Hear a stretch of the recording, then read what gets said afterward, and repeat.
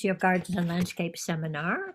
We're very glad to see you back, or to see you if it's your first time with us. This is the first seminar of the summer term in which we have basically work in progress. I'm Michael Ann Mullen, and I'm one of the conveners. Before I introduce our speaker, I'd like to remind you to mute yourselves and turn off your videos. And also to remind you that we ask you to ask your questions on the chat box, and then Stephen Smith, another of the conveners, will relay them to Camilla after she's finished her paper. I wanted to point out, but this is the first time we've used live transcript, which is a facility you have with Zoom, which can create a transcript of the speaker speaking. And we've been asked to turn this on for one of the students who has requested it. You're welcome to leave it on if it helps you, but if you'd like to turn it off and not have a transcript on the screen, if you go to the bottom, on the kind of slightly to the right of center, you'll find something called Live Transcript. And if you click on that, you can set the there are two or three settings for the transcript. One is to have it on screen, one is to have it on the chat box as kind of in text, and one is to turn it off. So it'll be up to you. I think it's probably come on automatically. So if you'd like to turn it off or anything else, please do. Now, I think that's all of the business. So I'd like to introduce our speaker, whom we're very pleased to have with us today. Dr. Camilla Allen has recently completed her doctorate on the 20th century forester and conservationist Richard St. Barr Baker. She did her PhD work in the Department of Landscape Architecture at the University of Sheffield. Camilla's research as an environmental historian has allowed her to explore the places and people and events that illuminate our relationship with trees and the natural world. And she's been previously had a look at tree cathedrals, Africa's Great Green Wall, and the preservation of coast redwoods, coast redwood forests. I presume that's in California. So we're very pleased to have you. Camilla will be talking from her book now, which she'll explain, most recent, the one she's working on with others. And we're very pleased to have you today to talk about the interesting Sheffield Living Memorial, the tree avenue that was planted after World War I. So thank you, Camilla. Well, an absolute pleasure to be here. So yeah, thank you very much, Michael Ann, and very much to the Institute of Historical Research. This is one of my first times here, but yeah, it's a very nice place to share this paper. But before I do, I just thought I'd share a couple of images, because yesterday I was cycling around Sheffield and I found this pleasing juxtaposition of two sites of commemoration, sites of memorial. One which is the city centre war memorial, so the city's major First World War and Second World War memorial. Opposite of which is the John Lewis store that some of you may have heard on the news has been closed, will not be reopening after the COVID pandemic, but which got me thinking about this sort of outpouring of grief, people who want their town, city to be a certain way, and how these things are changing all around us. And I'm interested in these, both the monumental and actually maybe the more haptic, yeah, the people who've taken the time to write these handwritten notes of warning of something passing. Anyway, but without further ado, I'll explain a little more about the context for the paper that I'll be sharing with you today. I'm co-editing a book called The Politics of Street Trees with Jan Wadstra. It's a collected volume. It's a collected volume. So we've got perspectives on the issue from a huge host of international and interdisciplinary contributors. We have views from historians and economists and lawyers, activists, people who were involved in the protests in Sheffield, but then people who've been involved in similar issues around the world. So we've got stories from Tel Aviv and Israel, from Bogota in Colombia, perspectives from India and South Africa, and yeah, the list is long. It's going to be coming out in May next year, fingers crossed. We're still waiting for a few more chapters to come in to get over the final hurdle. But it's very much something that this paper has been conceived as being a part of. So actually, this isn't going to be something that gives you a blow-by-blow account of what happened in Sheffield a few years ago. But I'd be more than happy to answer questions at the end if you feel that things... Oh, Michael Ann, I think your microphone's still on. Oh, it was supposed to be off. Thank you. That's all right. Yeah, so like I said, this may not be exhaustive. I've very much focused on one aspect of Sheffield's street tree heritage, but I hope you'll understand why it is that this is actually quite an important lens through which to understand what happened and what might happen in the future. Could I just ask a little bit louder? A little bit louder. Yeah, thank you. Maybe my computer, but thank you. How's that? Is that any better? I hope that's better. Yes, Okay. it's fine. Thank you. Thank you. So this isn't what I will be covering, but this is an image from 2017. So this was a rally outside the Magistrates' Court in Sheffield, two pensioners who were facing charges related to the street tree protest. So it was all kicking off. But instead, the paper that I'll be sharing, it's very much just looking at one residential avenue, which became one of the most divisive points in the protest, not least because the trees had been planted around 100 years before the crisis really reached its most furious point. And alongside the Memorial Avenue that was due to be felled, there were a number of other war memorial avenues that came to light. And actually, as a landscape architect, I was most intrigued by the idea that you could move meaning, so that there were proposals for these war memorials to be, cut down and replanted in Sheffield's parks. And I really wanted to explore this idea of commemoration through trees with that in mind.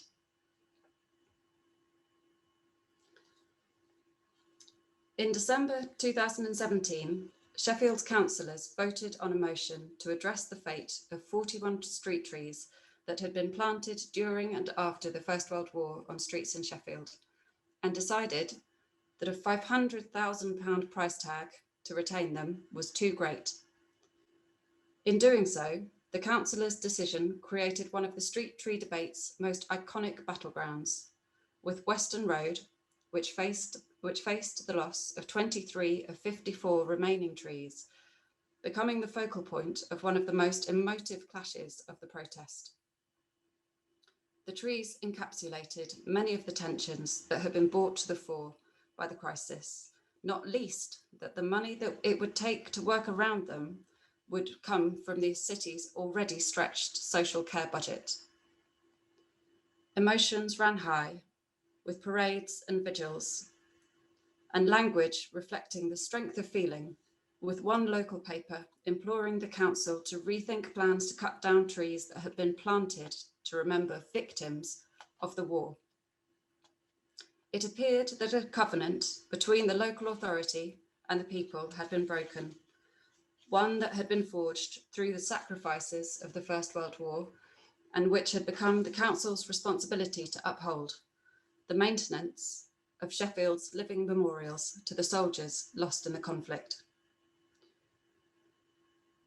In an attempt to challenge the decision, men, some serving in the forces and all dressed in Great War uniform, had marched from Sheffield's train station to the council buildings in March of that year and on to the threatened trees. The council had hoped that a conciliatory proposal to plant 300 trees in the city's parks as new memorials to the war would create something permanent rather than the problematic street tree stock. However, the public consultation organised by the local authority was not enough to satisfy residents that all possible alternatives were being considered. And the feeling was that the council was willfully desecrating a war memorial. The War Memorials Trust issued a statement encouraging the preservation of as many of the original trees as possible, the replacement, if necessary, with trees of a similar age, size, and species, and the involvement of the community in any decisions about the trees. Local residents also started a crowdfunding campaign to conserve and restore the trees, potentially back to the 97 originally planted on Weston Road, with the broader aim of bringing people together and transcending the street tree furore through a community-led programme for enhancing and increasing the city's street trees. The tone of the debate continued to escalate, with one campaigner suggesting that the contractor would have the blood of the war dead on their hands, and a relative of one of the soldiers suggesting that her great-uncle, having given up his life for the country, deserved better. The fate of the Weston Road trees brought people together in a way that differed from the attempts otherwise made to polarise the issue, as the crisis cut across otherwise entrenched political and social groups. The trees were recognised as icons for the local community, and despite differing levels of engagement with the campaign, the fate of the Weston Road trees represented a common cause which transcended the political nature of much of the debate. November 2018 saw a reprieve being granted for 32 of the 35 trees on Weston Road, and the cabinet member responsible stated that the cessation would still be accompanied by the planting of 300 extra memorial trees. Furthermore, a consultation was to begin on the possibility of replacing trees that had been lost in the intervening decades. The mooted consultation on replacing trees, as well as the continued commitment to plant new memorial trees, meant that both the century-old trees as well as new avenues and single tree plantings were part of the council's programme as the local authority to both commemorate the First World War, as well as all subsequent conflicts, and to develop mechanisms of perpetuation so as to ensure their future. One aspect of the council's plans was to protect the new trees by dedicating the sites as centenary fields in trust, securing them as recreational spaces to honour the memory of the lives lost in the war, despite the rather confusing assertion that the new tree plantings would also serve as memorials to the Normandy landings in anticipation of the 75th anniversary in 2019. The debate over Sheffield's memorial trees contributed to a political crisis in the city, garnering some of the worst press coverage for the beleaguered local authority, as well as reinforcing the identification of the trees as living war memorials. However, a closer look at the War Memorial Trust's letter in support of retaining the trees states that memorials in general present many repair and conservation challenges, without adding the extra caveat that memorials created using trees and other plants also bring maintenance and replacement issues quite different to those involved in perpetuating something made of stone, brick, or glass. Therefore, attention lies at the heart of this inquiry. The provocation that the issue became one of desecration and destruction of a memorial by the local authority, rather than a democratic debate about how best to perpetuate the memory and appreciation of the sacrifices made during the First World War through a care for the environment. This tension, as will be demonstrated, was present from the beginning, and the idea of living memorials was never anything other than a political issue. I'm sorry that the resolution of this picture isn't so good. Sheffield, along with many other northern industrial towns, had suffered disproportionate losses during the war, with the Battle of the Somme encapsulated as a loss of life, 2 years in the making, 10 minutes in the destroying, as many of the young men who had volunteered in 1914 walked into machine gun fire near the town of Serres.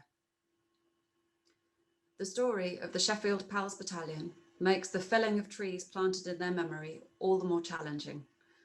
However, it has not yet been framed within the debate that took place at the time about how the city, as a social and political entity, could recognise their sacrifice, how that affected the environment in Sheffield, and what aspirations such memorials represented as a rapprochement between the city's industrial identity, heritage, and its populace.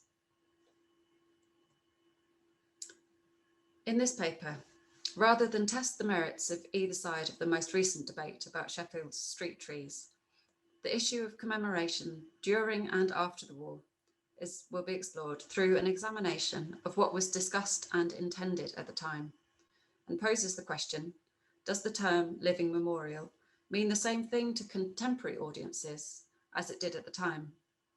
And if a more nuanced understanding of living memorials is reached, how might that affect the way in which we manage and restore commemorative tree plantings in the future?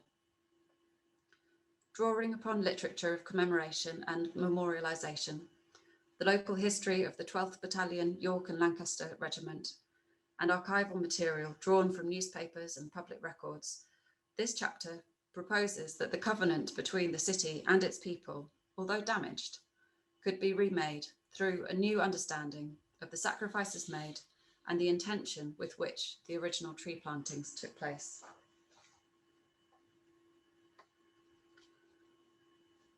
Underlying the debate about the Western Road trees was not just that they were a monument, but also that they were almost a proxy for the graves which families had been denied by the unprecedented circumstances of the war. Memorials to soldiers prior to the First World War are uncommon, and most of the men who died on battlefields were left without any mark at all, buried in haste to stop the spread of disease. The war was fought on an unprecedented scale, and the complexities of identifying, burying, and memorialising the dead resulted in a new language of commemoration and memorialisation, both at home and on the battlefields. The issue was political from the start, with the decision made in March 1915 not to repatriate the bodies of any British imperial troops to anywhere in the empire. Although it might have been possible for wealthy families to undertake such a task, it was beyond the means of most. The shock to the morale of communities from which the predominantly northern and traditionally unmilitary PALS battalions were drawn, like Sheffield, were anticipated as being the hardest hit.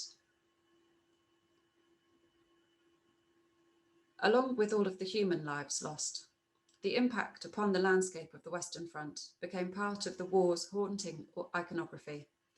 The shattered trunks of trees, the despoilation of the earth, all heightened in the eerie paintings of the war artists, in which nature was another casualty, and which has informed our understanding of the conflict. Trees played an emotive part in national mourning, with the proposition of one officer during the war for a via sacra along the Western Front, indicating the way in which an anticipated pilgrimage could be ameliorated by fruit and shade. After the war, momentum gathered behind projects like Roads for Remembrance, which aspired to hold universal benefits and have permanence, creating something that would last for all time. However, the investment in infrastructure promised by the Roads for Remembrance Committee was much more focused upon bridges and road surfaces than upon creating memorial avenues as a form of commemoration. Trees as memorials represent a temporal challenge, often not developing into the groves that were intended, or presenting management challenges as planting schemes evolve. The potentially truculent behaviour of the living elements of war memorials adds weight to the difficult decisions that contemporary custodians of memorial landscapes must address.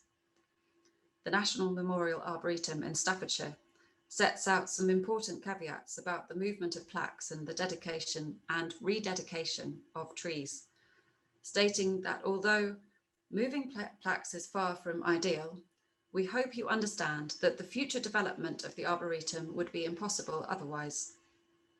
We take our roles as guardians of remembrance seriously and believe that these changes are important for the overall good of the site. Yet none of these issues are new. Commemorative tree planting was an issue in 1922, when the Arnold Arboretum of Harvard University reported that although the use of trees as memorials was popular to remember soldiers who had lost their lives, they presented a range of problems, from species selection, which resulted in either incongruous mixes of natives and exotics, and ignorance of any existing planting plan, or little thought to the shorter life expectancy of the tree, with the emphasis being that any memorial tree should be selected so as to have the longest lifespan possible. Such an intention demonstrates the clear fallibility of living memorials, as opposed to the more enduring nature of monuments carved out of stone, not least that their creators wanted to be outlived by the memorials.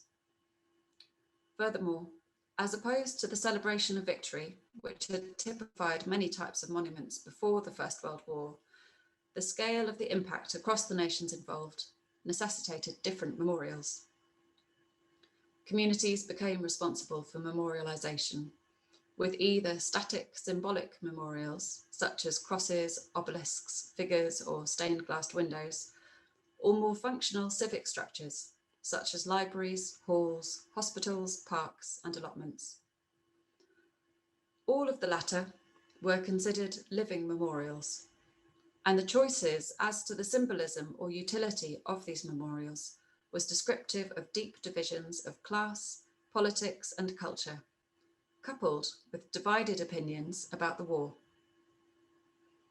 Over time, the symbolic memorials have remained visible as the focus of annual commemoration, whereas memorial landscapes face unique threats and require different modes of protection and recognition, most importantly. The term living memorial proved to be even more elastic, sometimes interchangeable with peace memorials, with a hope that the more tranquil remobilization of nature would facilitate health and happiness for all. The form that memorials took had to tread a delicate balance between a resistance to glorifying the sacrifices of war, whilst also comforting the bereaved and reassuring them that there was meaning in their loss. During and after the war, memorialization upon and near the battlefields focused upon the individual, finding equality between aristocratic officers and working class soldiers through a rigorous recording and identification of every life lost. Historians' interest in this language of memorialization has in turn, though, eclipsed the public discourse about what happened to soldiers' dead bodies, instead focusing upon the memorial practices and architectonic features of cemeteries. Furthermore, over the intervening years, much of the complexity and tension that accompanied the creation of cemeteries and memorials has been obscured by the dominant forces that commemoration has taken. Paul Gough notes that memorials have become bound up with an idealized form of reverence in a way that obscures their alternative role as foci for protest, political agitation, and dissent.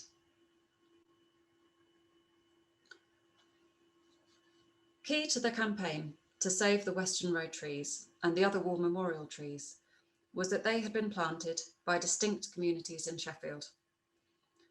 The trees on Western Road and Gillett Street were dedicated to students from the Western Road Council School, and their descendants were aghast that the trees that had been planted for them could be cut down. The inscription that marks the trees states that they were planted in grateful appreciation of the part taken by former pupils of this school in the Great War, 1914 to 1919. The trees on Western Road and Gillett Street were planted on the 4th of April, 1919, whereas the trees on Tay Street, outside what was then the Crooksmore School, were planted in March 1917. And the dedication plaque carries the poem, "To the shrine lift your eyes, let your voices arise. You are up at the top, Crooksmore." There is no mention of the Pals Brigade or the Somme, but the specific loss of life, as well as the wider contribution to the war effort that the students from both schools made, is clear in both.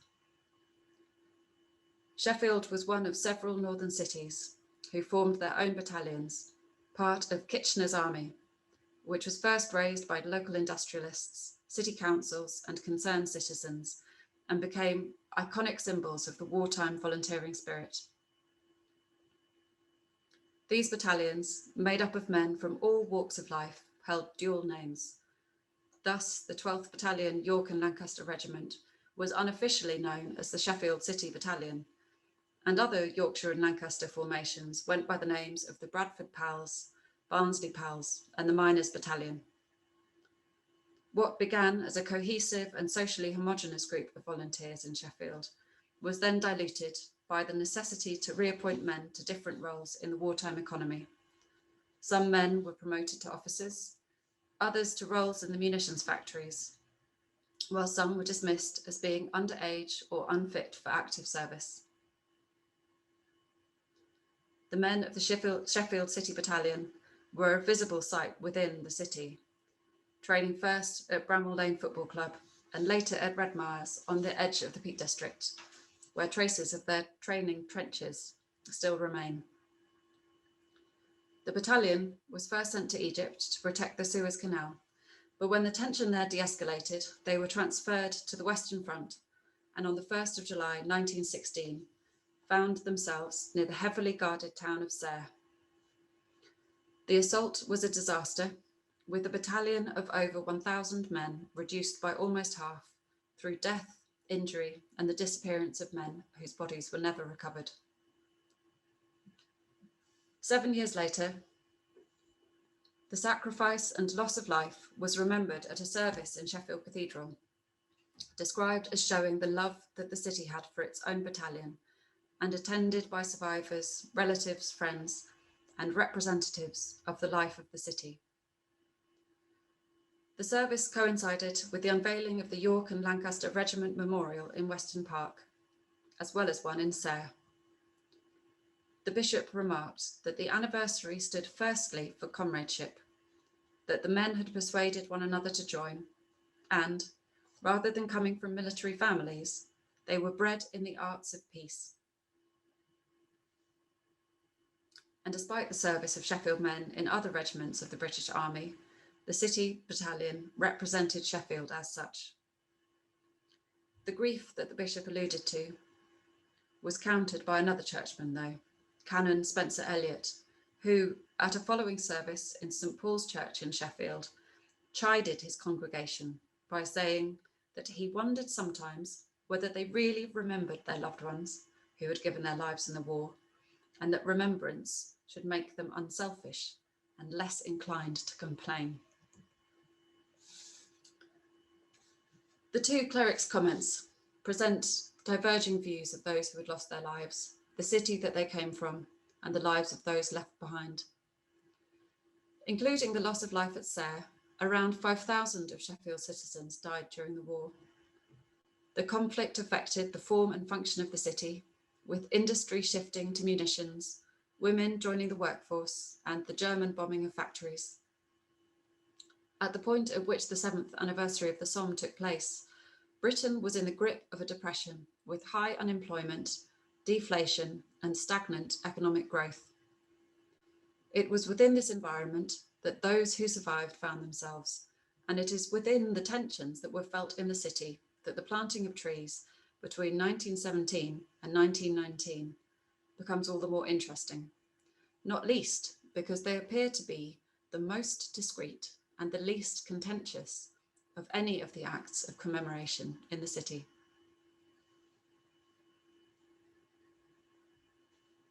Sheffield's newspapers hold a unique record of the discourse in the city in relation to the tree plantings. The first, in March 1917, was on Tay Street, outside of Crooksmoor Council School, in honour of the old boys who were in the forces. Mr. E. Snellgrove, a former master, had conceived the idea, and the trees were to be accompanied by a roll of honour recording the names of all of the former pupils who had joined up. Inspired by this planting, a Sheffield councillor, Mr. Kay, decided to plant the upper part of Oxford Street, which then linked the school to the tram route to Walkley. Contributions to the tree planting were made by the school children who paraded on the streets during the planting ceremony. The council's park staff advised on the choice of trees and supervised the planting. The newspaper recorded that at the time 560 names had been secured for the roll of honour, but that it was believed that there were many more and that they welcomed any additions to the list. Later that year, momentum behind the memorialisation that would accompany the end of the war became more loaded. Writing in the Sheffield Telegraph, one commentator repeated the adage that nothing in modern English taste is so bad as in our public monuments, and that Sheffield would be well served to create, alongside any artistic monuments, memorial groves in one or each of the city's parks. These trees would mean that innumerable generations of Sheffielders could rest beneath the shade of the Somme oaks and reflect upon that historic time and keep the hero's memory green. This suggestion was met with support by another reader, Mr. W. Graves, Honorary Secretary of the Midland Reforesting Association, who likened the proposed tree plantings to those undertaken by Queen Victoria. Areas of wasteland in the city could be beautified by tree planting and would also purify the atmosphere as well as preserving water supplies. Mr. Graves' aspirations for tree planting also aligned with a common concern at the time that despite trees being a valuable and important asset of the country, reserves of timber were low in comparison to other countries. He also put forward the suggestion that to plant trees as a memorial in acrostic form, with the first letter of the species and the first letter of the soldier's name being the same, would result in something of a similar manner to Victoria's planting at Eynsford in Kent, in which the tree spelt out the name of a Tennyson poem.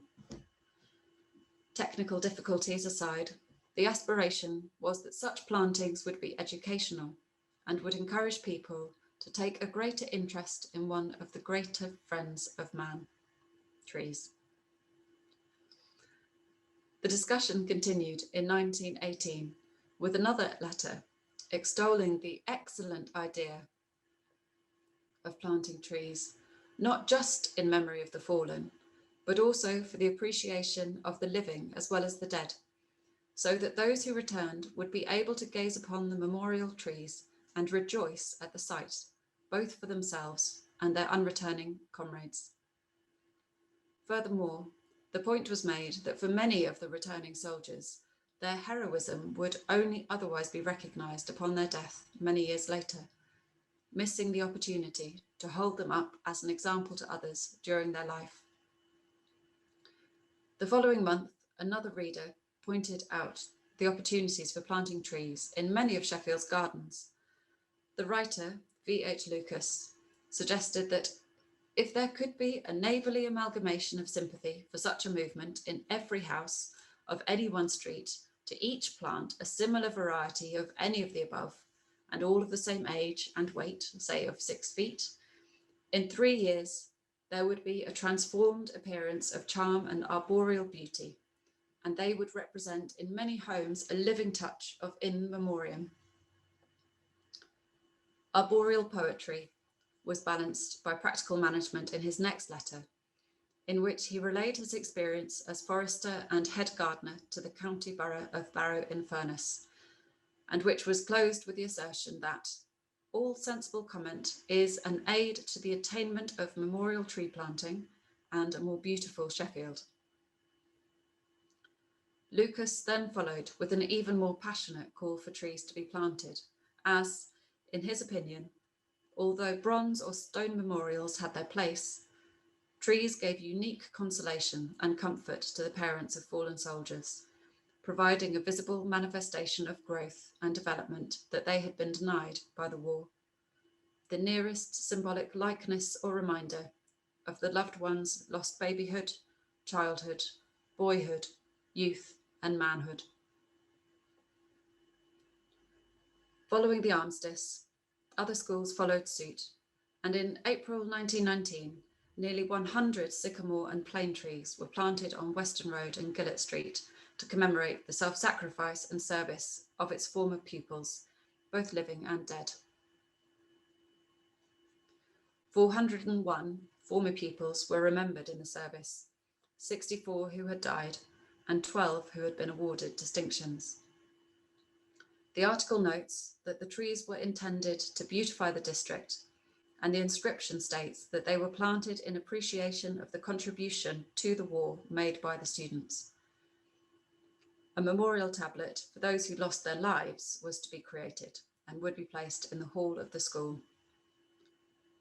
The tree planting ceremony was preceded by an address to the school by the Reverend V.W. Pearson, who reminded the scholars that those who had died in the Somme were among the brightest and best of Sheffield's young men, and that it remained for the children to make Sheffield a place worth saving, and that the trees would beautify streets and beautify lives.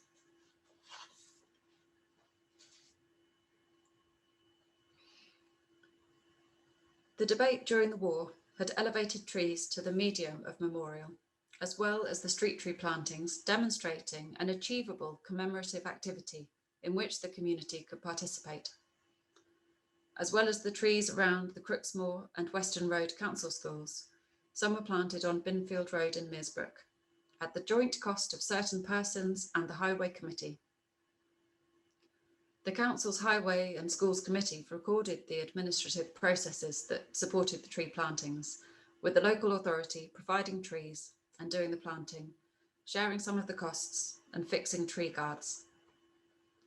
Meanwhile, a more intimate scheme took place near the Crooks Congregational Church, where 7 trees to the young men from their congregation who had fallen during the war were planted, 6 on Springvale Road and 1 on Cobden View Road at the cost of 50 shillings, which is £2.10. I called my dad about that.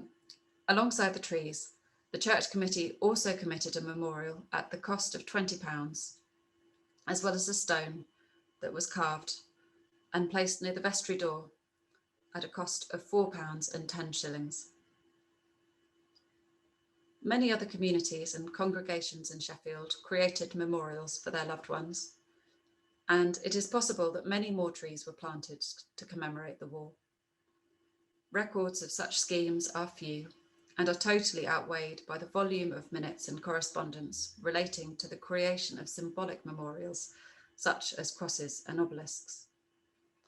A letter to the Sheffield Telegraph in April 1919 took to task the planned extension of Sheffield's cathedral as a memorial, with one asking whether specific elements were to be recorded: a list of men who had died, those who had won honours, the battles fought by the Sheffield battalions, and lastly, the story of the city's contribution to the war, more remarkable than that of any other industrial community in the world. Later that year, the arrival of a tank which had been awarded to the city as a permanent memorial to the city's financial efforts for the war was trailed by the newspaper. The tank, weighing around 26 tons, needed a permanent resting place that had all the advantages of strength, allied with easy public access. When the nearby town of Chesterfield's tank arrived, the ceremony of presentation set out people's dislike of armoured vehicles as memorials. In the captain's speech, it was suggested that although they were seen as unaesthetic, there had never been the pretence to the contrary. Tanks were instruments of death and destruction, and that made them appropriate as a memorial to a phenomenally deadly and destructive war. its very grimness making it a particularly apt and instructive souvenir. The strength of feeling in the captain's address exemplifies the tensions that emerged with the creation of more complex and expensive memorials. In Sheffield, the design and cost of a memorial in the city centre was the subject of fierce debate, with one commentator decrying the ambivalence to survivors when all of the focus was on honouring the heroic dead.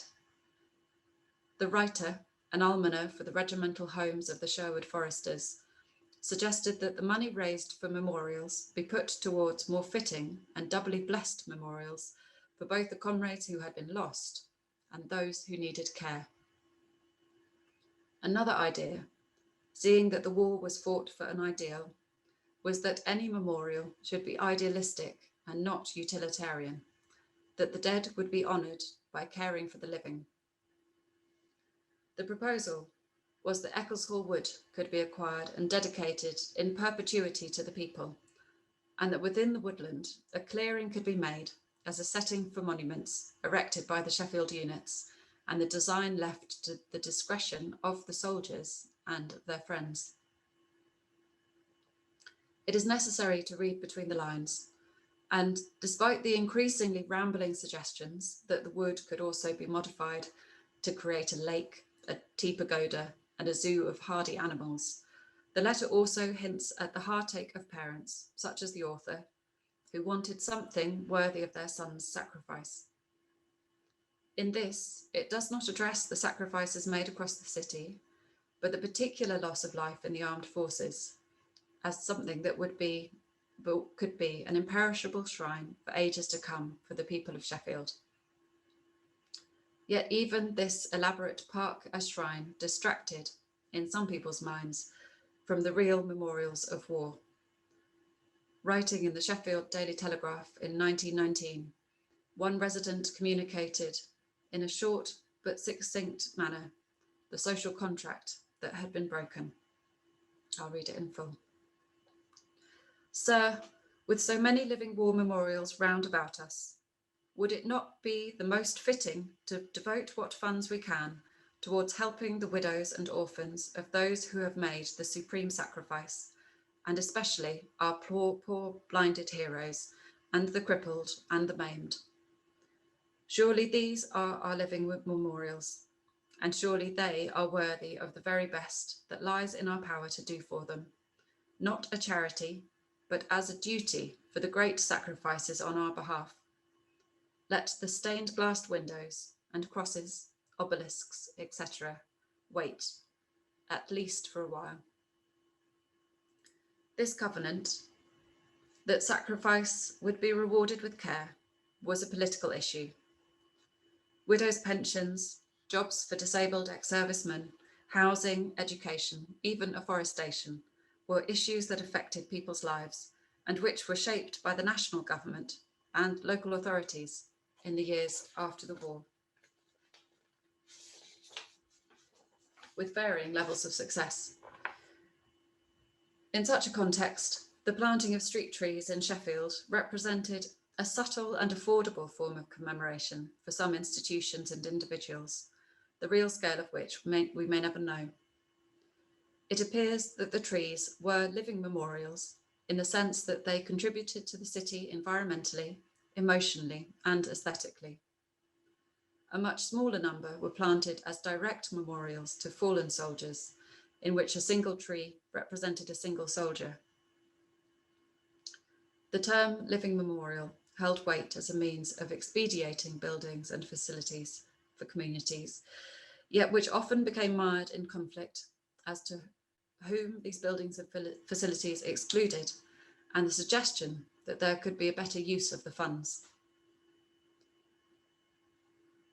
My proposition is that Sheffield's living memorials, the trees, were neither, and were in fact the people widowed, orphaned, or maimed by the war, which makes an uneasy parallel with the difficult decision that the council felt that it had to make 100 years later: find the money for an expensive restoration of the trees or protect the social care budget.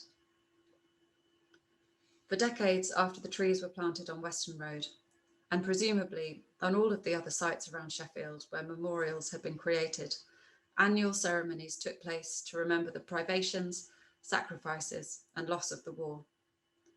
However, it appears that over the years, the services dwindled and the tree's significance as foci of remembrance diminished. This mellowing of grief might suggest that the intention in planting the trees and the comfort that they gave the bereaved also dissipated over time. Over the intervening decades, the realities of life and death in the sylvan world took its toll. By the time of the furore of the Western Road trees had reached its height, just over half of the original avenue remained. Trees whose end had not been contested, probably falling foul of disease, vehicles, or development. This is not to lessen the remaining tree's significance, yet it does indicate that the spirit in which they were planted represents an aspiration of the covenant between the city of Sheffield and its citizens had also been lost. When the local authority took on the maintenance of the trees, they also took on the maintenance of the memory of sacrifice and loss. The trees themselves are not a manifestation of that covenant, but they represent the aspiration that the city would be worthy of the sacrifice and service during the war, and that is something to carry forward in the political discourse in Sheffield today. Thank you very much. Thank you very much, Camilla, for a very interesting and kind of complete kind of overview of what was happening and the issues thereof. I'm looking to see if we have some. We've got one. Stephen's going to take over now the questions. We've got one so far. Stephen, do you want to take on with that? Yes, surely, Mike. Thanks very much, Camilla, first of all. I guess one that came in quite early on from Mike Gilson. Initial thought, which might be answered later, would these trees have been saved if not linked to the war? Would as many people have cared as much? I wonder what I think that's partly been answered, but what are your thoughts on that, Camilla?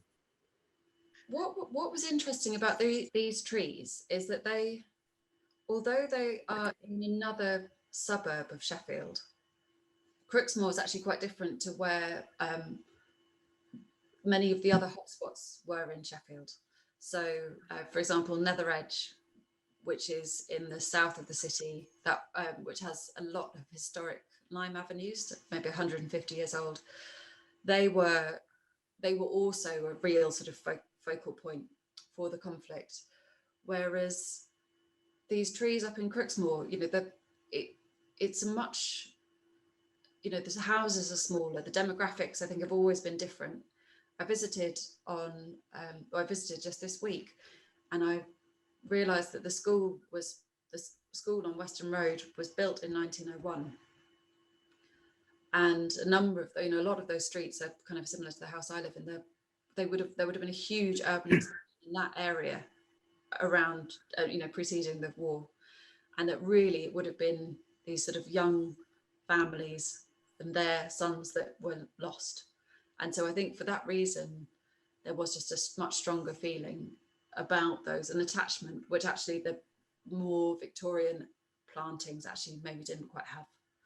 So but it's interesting just seeing those differences, the qualities of the value in which they're held. That emotional link, very, very strong there. One thing that's occurred to me, and that's you talked about the species that are planted. I wondered, I noticed some sycamore there. I'm always sycamore and lime, much loathed by those that have to maintain the street trees, sometimes by those that live near them. And yet there they are planted as memorial trees. I wonder what your thoughts are, or what your observations are actually on the different species, and the way in which perhaps the perception of them has changed as they're planting. I don't know if you've noticed anything of. Well, it's interesting to see what trees have been replaced with, I mean, that is an issue. A lot of the larger canopy trees do get replaced by things that have less disruptive roots, or don't drop sap onto people's cars. But Yeah. I think now we're at a very complex point in the debate about what kind of streets we want, really, maybe quite broadly. Trees are often, it's not an easy environment for them, so finding species that can survive in the urban environment is hard. It's made more challenging just because temperatures are higher and they're having to deal with salts, and it's a pretty challenging place to be. And we don't often talk about I was really struck when I first heard that lime trees are one of the first early sources of nectar for bees. We just don't really think about trees and bees often. There's a whole life that takes place in the canopy so far above our heads that the kind of urban biodiversity of values of them are not really easily seen. It takes people to make that case, and then which has to be weighed against the complaints that a local authority might get about people having to clear, bird mess off their cars, or sap, which might erode the paintwork and things like that. So it's not easy being a council tree officer. That's my No, indeed. There's another question that's come through here from Amy Harrison.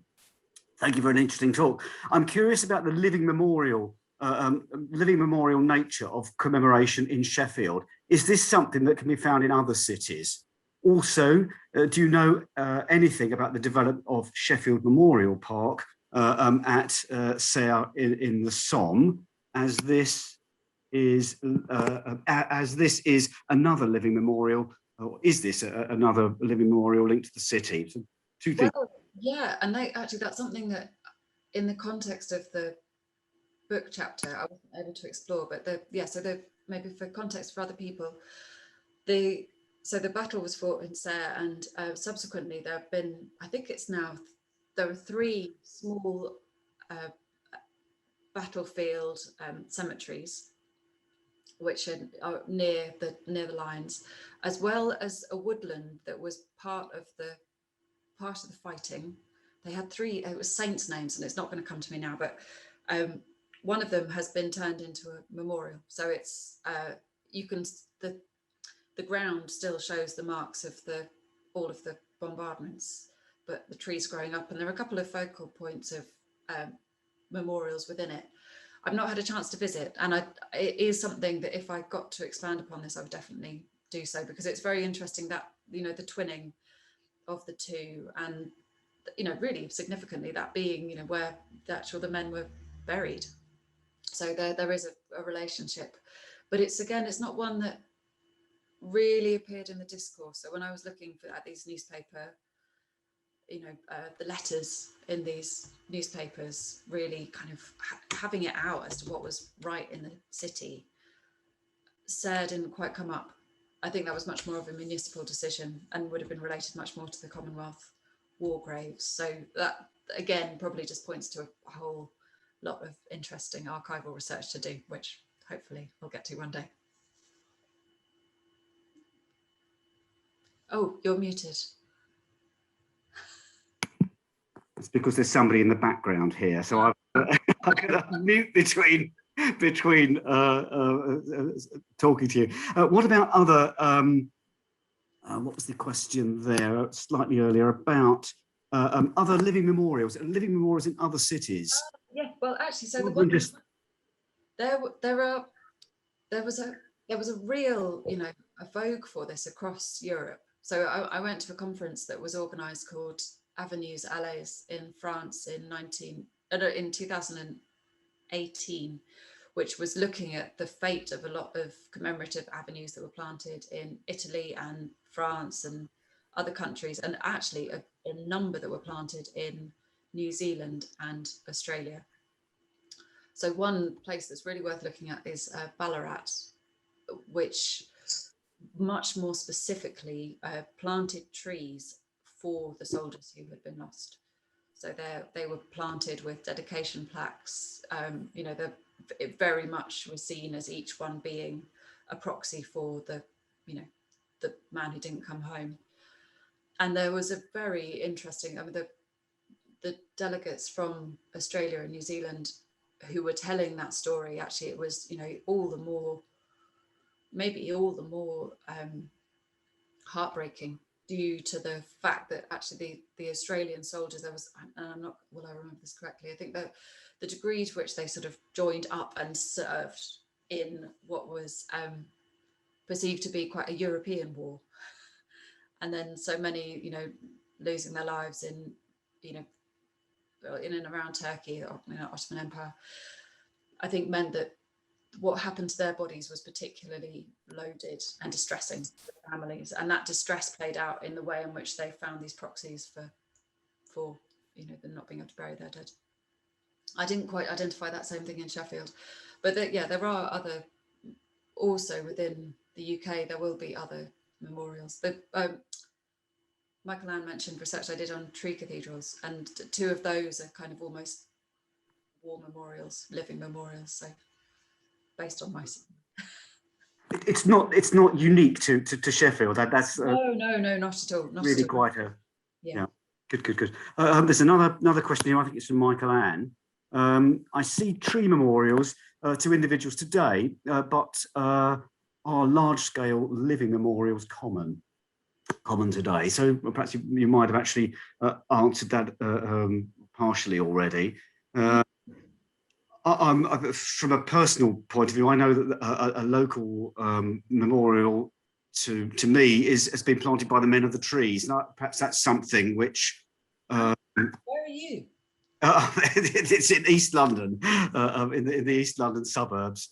So in Valentine's is the name of the public park, but there is a memorial there which of horse chestnuts. Which is from the Men of the Trees. Is that a common? Well, so one of the things that really kind of picked out of my interest in this is, so my thesis was on Richard St. Barbe Baker, who founded the Men of the Trees, and he was, you know, hugely fond of, you know, planting trees with meaning. I think that's maybe the best way of describing it. You know, I heard the Forestry Commission once described as a solution waiting for a problem. So this sort of, you know, push for tree planting after the First World War, because of the really, you know, the experience of a coal industry that couldn't survive without pit props, really changed people's perception about the necessity to plant trees, and it sort of became quite different in public discourse. And I think then, I mean, trees have always been planted, often with some kind of meaning attached. But I think what's interesting is when you start looking at specific memorial plantings, is that meaning, I think, is often lost over time, unless it's very legible, or there is someone who is perpetuating the memory and the message and the meaning.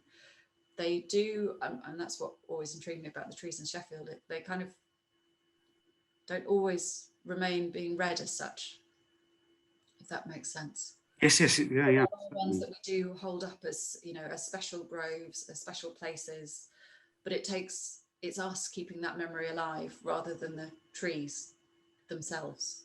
Yes. Yeah. Sorry, that's a rather rambly answer. I hope that answers some of Michael Ann's query there. There's one here from Pam Smith. Interesting to think how we can associate heritage value to plant individuals, and how we can potentially transfer heritage value to the offspring of those trees. So any thoughts on or expansion on Pam's thoughts on the heritage value of those individual trees? Yeah, well, I guess the thing that was sort of striking, I mean, one of the things that, you know, got so people so aggravated in Sheffield was that in a lot of the areas which, you know, I'm just having a total mental blank. You know, essentially they're conservation areas. So, you know, particularly, you know, consistent, you know, lovely architecture, Victorian architecture with consistent trees, all planted at the same point, at the same age and same, you know, character and form. And there wasn't any consideration. So when the initial felling kind of lists were published, there was no consideration for the consistency of these avenues. You know, the one argument is often made in urban forestry that single species avenues are inherently risky, because if one tree succumbs to something, everyone will get it, you know, hypothetically. So the argument is made then that any species selection should be made based on their resilience to the factors that might come, especially, you know, climate change and pests and diseases and preferences of, you know, of people who are owning houses and worried about subsidence and all of those kinds of things. But it does present quite a significant challenge when it comes to kind of really, you know, beauty and consistency in the urban realm, because actually often if you do start planting things that are a real, I would say, hodgepodge, then some of that continuity and beauty is lost, I think, or maybe what it suggests is that we need to have more conversations about how we can plant streets with all of these different factors in mind. Were the trees that were felled, were the avenues that were felled single species avenues? Were they all sycamores or all ash? I noticed you had an ash. Oh, I did have an ash, yeah, that was one. Yeah. It's a really sad looking tree. Yeah, well, probably not long for this world anyway, you know, it's... No, exactly that. And that one, you know, it's had a telegraph pole planted in its, you know, or stuck in a metre behind. And, you know, it's showing a lot of signs of discomfort. Though the one actually is interesting, the trees on the round at Crooksmore School, I think a number of the first ones were all planes, and then there's more of a mixture sort of up the streets. But, you know, one of the things that isn't quite recorded is you know, that aspiration for acrostic plantings. I think it was very much probably based on what the council had in their tree nurseries at the time. You know, that would have been you know, the council did have a tree nursery, so they would have been able to supply, you know, probably varying the actual, you know, planning. Who knows? Who knows? I'd love to have found a more kind of intimate description of what those tree plantings were like, because I imagine there was a fair bit of chaos. Children with spades, marching bands running around. I wonder how many would have survived that initial planting as well, and how many were replacements or had to be replaced in the years following up. Yeah. Well, no, very much. And you know, in the case of Western Road, you know, I think pretty much half of them had been lost in the intervening decades. So by the time, I think one of the things is it was very much, you know, the sign's always been there on Western Road. So as those trees appeared, and similarly on Southview Road, I think it is, near the Crooks Congregational Church, those trees had a very clear, direct, you know, they were directly commemorated with that plaque. And what was interesting is that, you know, that hadn't really been taken into consideration when those trees were removed and the planting pits would have just been tarmacked over. You know, there's no sign that and some of those trees were ever there. Whereas, yeah, I think that's one of the things that is interesting, is how easily we can forget the ones that are left. So there really has been a fluctuation in the memories of people and the local authority as to their significance, which has been heightened obviously by their proposed felling. And I think that the council actually probably would have always been aware that, and I think that was one of the problems with the street tree furore anyway, was that actually, you know, the council has got a dedicated team of tree officers. They know their stuff, they know their streets. One of the issues was with the outsourcing of a lot of that work to another company. Yeah. And as a result, you know, the people with the knowledge and with that, you know, the duty of care, you know, they weren't listened to. So that's another part of the tragedy of it. It wasn't, you know, the trees versus the council. It was just always multifaceted kind of actors within it. So, yeah. Disjointed approach. Well, let's not get into the politics of it all. Actually, I think that's it as far as the questions go. Camilla, is there anything you wanted to say? Is there anything you've missed out or felt that you wanted to emphasise at the very end? Anything I've missed out? No, I mean, it's been really, I've really questions actually. I think it's nice to, you know, again, I mean, I think this is only one very small aspect of what happened in Sheffield, and it's only one small aspect of, you know, the way in which we commemorate using trees. So yeah, it's been very nice to have this conversation. So good. Well, thank you very much. It's been an excellent paper. We've thoroughly enjoyed it. Brilliant. Michael Ann, is there anything you would like to say? I'm shouting as if she's in the next room. Michael Ann, over to you. Well, I just wanted to thank you again, Camilla. And I'd like to remind people who are here about our next seminar, which is on the 27th of May. Anna Rose Shack will be speaking about reading Japanese gardens, a paper that she's working on. But I think if everybody wants to unmute and we could give you a round of applause and thank you so much for all the effort you've made to give us this interesting paper.